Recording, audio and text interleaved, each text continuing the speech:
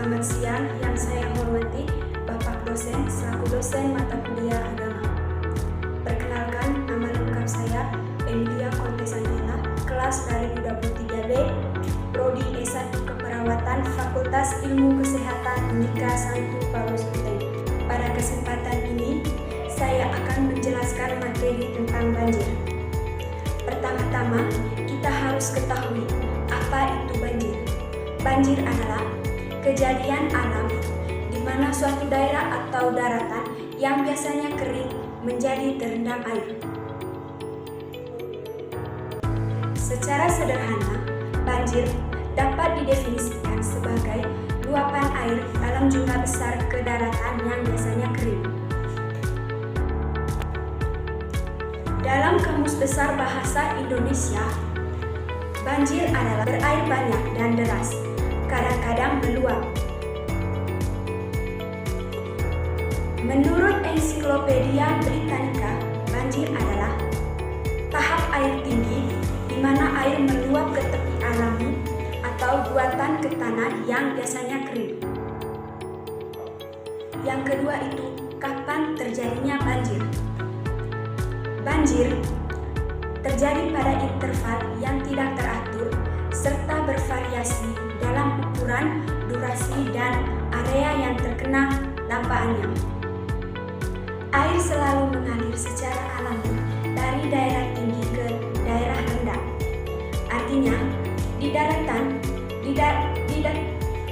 rendah dapat terjadi banjir lebih cepat sebelum mencapai tempat yang lebih tinggi.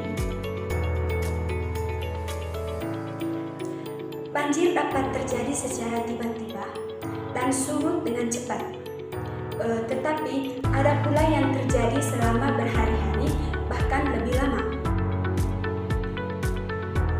Yang ketiga itu, apa penyebab dari banjir?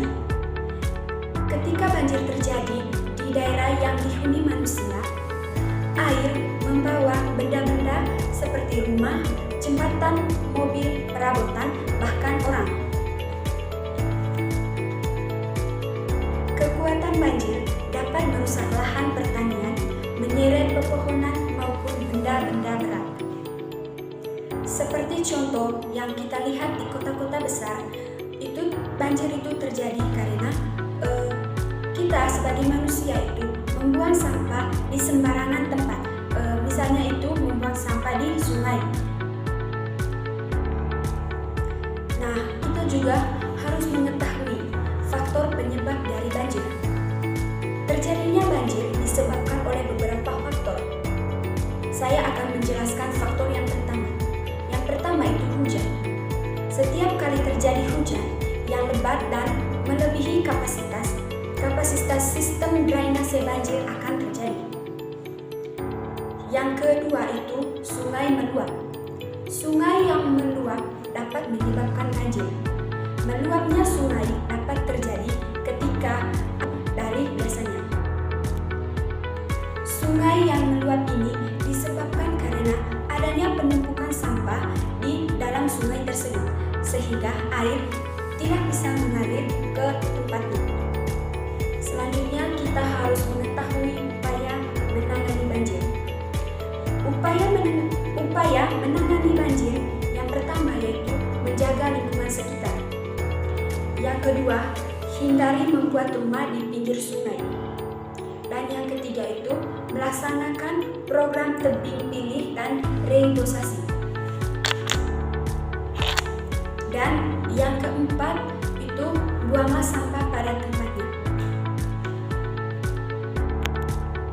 Yang kelima, rajin membersihkan saluran air. Di sini kita sebagai manusia itu wajib membersihkan saluran air agar tidak terjadi persumbatan sehingga terjadinya banjir.